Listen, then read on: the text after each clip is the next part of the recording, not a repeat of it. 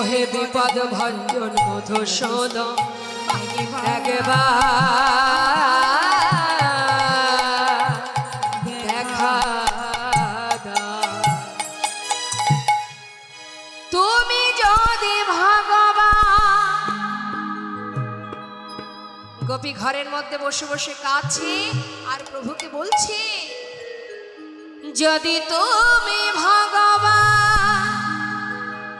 ভক্তেরি প্রাণ, তবে কেন দুঃখ দাও?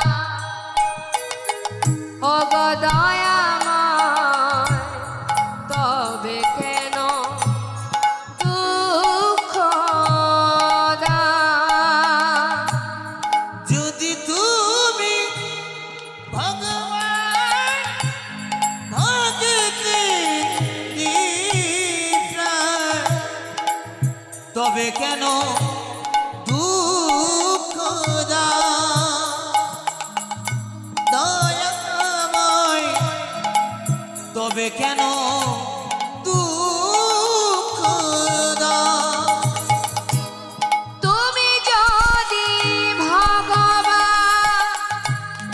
ভক্তেরি প্রাণ, তবে কেন দুঃখ দাও? দয়াময়, তবে কেন দুঃখ দাও?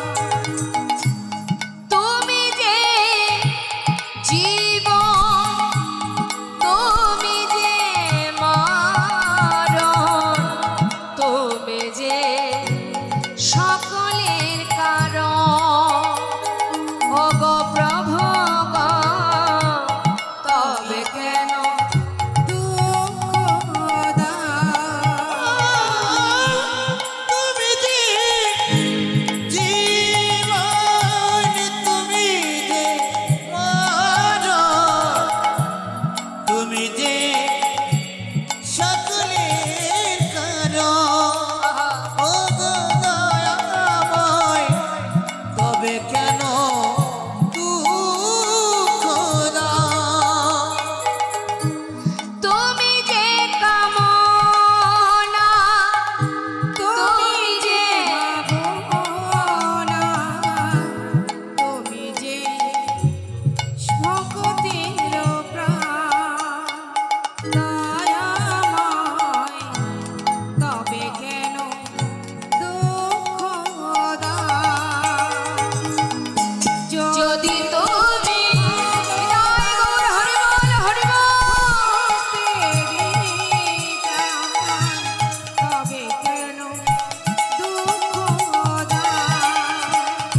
দয়াময়, তবে কেন দুঃখ দুঃখ দাও। সেই গোপী ঘরের মধ্যে অচৈতন্য হয়ে পড়লেন মা। ভাবুন, আজ প্রভুকে ভালোবেসে প্রভুকে একটা রজনীতে প্রতিরূপে পাওয়ার তার বাসনা, আজ সেই বহির্মুখী স্বামী তাকে ঘরে আবদ্ধ করে রাখলেন। আর সেই গোপী প্রভুর চরণে পৌঁছালেন কেমন করে জানে? দেহটা পড়ে থাকলো, দেহ কিন্তু গেল না। সূক্ষ্ম আত্মা নতুন কলেবর ধারণ করে ষড়রিপুকে 6 চাকা করে রাধা নামের ধ্বজা উড়িয়ে মনোরথে করে হরি নামের লাগাম ধরে চললেন মনোরথে করে রাস মঞ্চে। বৈষ্ণব পদকর্তা বললেন যে সকল গোপীর আগে পাইল সে রামা, গোবিন্দ দাসে বলে আমি কি দেব উপমা। দেহ ছেড়ে গোবিন্দ সেবায় যাওয়া এ কিন্তু সহজ কথা নয়। ঘর ছেড়ে সবাই যেতে পারে, কিন্তু দেহ ছেড়ে গোবিন্দ সেবা দেওয়া এটা সহজ নয়। জয়নিতাই, ওই মাকে একটু ডেকে দিন। ওমা, জল আছে কাছে? গল্প শুনবেন? গল্প? আমি কিন্তু গল্প জানি। জয়নিতাই,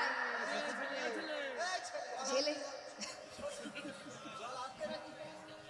জয়নিতাই, ওমা দাঁড়ান বাবা, একটু ঘুমটা ভাঙিয়ে নি। হ্যাঁ হ্যাঁ, লীলা কথা শুনবো, তার আগে একটু ঘুম ভাঙিয়ে নি। আমরা হরিনাম শ্রবণ করতে এসেছি কেন? ও ঠাকুমা ডেকে দিন। ঘুমানো ঘরে ভগবান থাকে না, জানেন তো?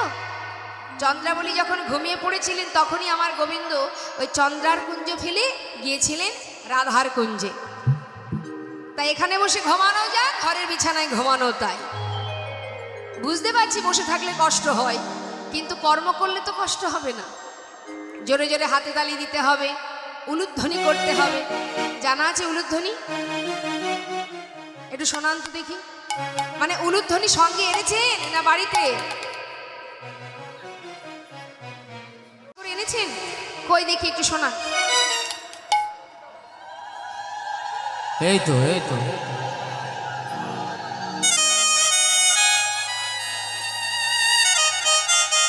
জড়িত হরি বল। যাক, তাহলে উলুধ্বনি সঙ্গে এনেছেন, বলবো। আচ্ছা, তার আগে একটু বলি, আমাদের এই মন্দির কমিটির ভক্তরা আপনাদের কাছে যাচ্ছে ভিক্ষার ঝুলি নিয়ে। আপনারা মুক্ত হস্তে একটু ভগবানের সেবার জন্য দান করুন। এ দান তো বৃথা হবে না মা, ভগবানের সেবার নিমিত্তে দান। দান বাবা অনেক রকমের আছে, তামসিক দান, রাজসিক দান, সাত্ত্বিক দান। হ্যাঁ, রাজসিক দানটা কেমন? আপনার অনেক টাকা আছে, আপনি একটা হরিবাসরে 50,000 টাকা ডোনেশন করলেন, কিন্তু তার পিছনে আপনার উদ্দেশ্য থাকবে।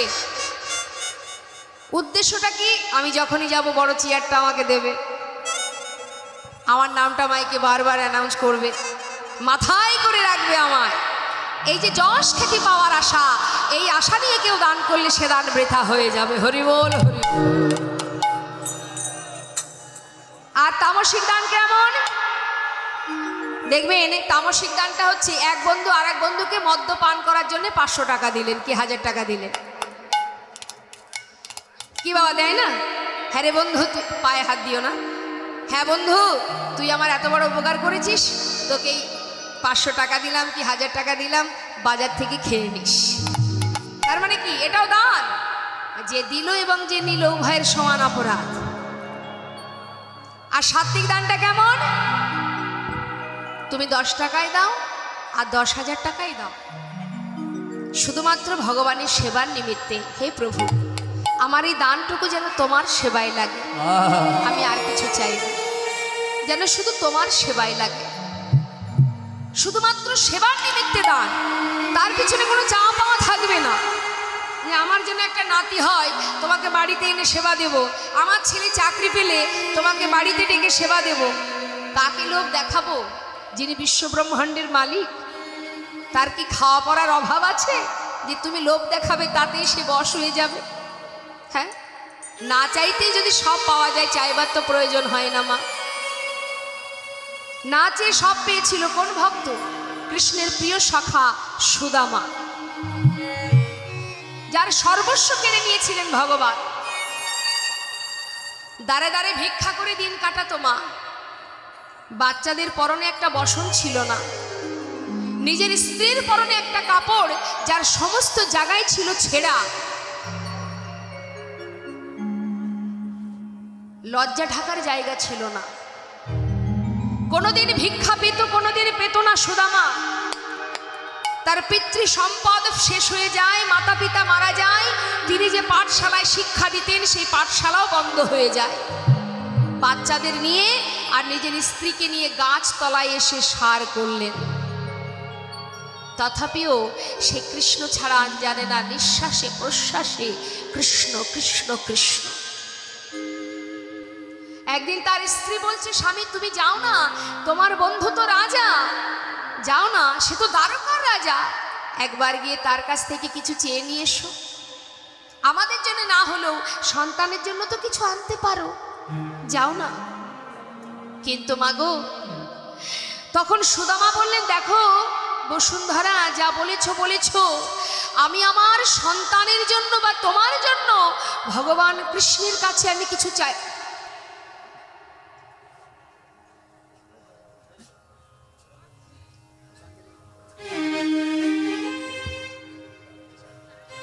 বলছে আমি কৃষ্ণের কাছে কিছু চাইতে পারবো না, কারণ সে হচ্ছে আমার বন্ধু, আমি তাকে কথা দিয়েছি, প্রতিজ্ঞা করেছি, জীবনে না খেয়ে যদি মারাও যায় কোনো দিনের জন্য আমি ওর কাছে কিছু চাইবো না। আজ আমি বিপদে পড়েছি বলে তার কাছে চাইবো? দেখুন আসতে ওমা, একটু মন দিয়ে শুনুন।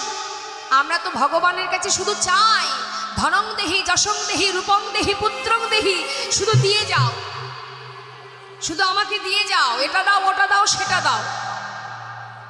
দেখুন, না চাইতে বন্ধুত্ব কাকে বলে? যে তার সমস্ত বাসনা, বাসনা কিছু ছিল না, কিন্তু সমস্ত সুখ তাকে দান করেছিল। তার স্ত্রী বলছে, স্বামী তুমি যদি তোমার বন্ধুর কাছে যাও, চাওয়ার দরকার নেই, যাকে তুমি এত ভালোবাসো, যাও না একবার তার সঙ্গে দেখা করে এসো, একটু হলেও তো শান্তি পাবে। বন্ধুর বাড়িতে গেলে বন্ধুকে দেখলে একটু হলেও তো শান্তি পাবে, যাও। বলছে আমি কেমন করে যাব? এত বছর পরে বন্ধুর বাড়ি যাব, যদি প্রতিনিয়ত কোনো বন্ধু বন্ধুর বাড়ি যায়, খালি হাতে গেলেও কোনো ব্যাপার থাকে না, কিন্তু এত বছর পরে যাব, খালি হাতে কি করে যাব? তাই তার স্ত্রী বসুন্ধরা, যিনি ধনী পরিবারের কন্যা, সে আঁচল পেতে দাঁড়ে দাঁড়ে ভিক্ষা করলেন ভগবান কৃষ্ণের জন্য। শুকনো ছিঁড়ে নিজের পরনে যে কাপড়টা আছে তার কিছুটা অংশ ছিঁড়ে তার মধ্যে পুটুলি বেঁধে স্বামীর হাতে দিলেন, যাও, চলে যাও, দেখে এসো তোমার বন্ধুকে। সেই সুদামা খালি পায়ে, সেই দ্বারকা কোথায় মা? সেই দ্বারকায় পৌঁছে ওই চিড়ের পুটুলিটা সঙ্গে করে নিয়ে দ্বারকায় এসে পৌঁছালেন। দ্বারকায় এসে পৌঁছে সেই দ্বারকার প্রাসাদ দেখে কৃষ্ণকে মনে মনে চিন্তা করছে, এত বড় রাজ্যের রাজা আমার বন্ধু, আমার বন্ধু এত বড় রাজা, তার কি আমার কথা মনে আছে?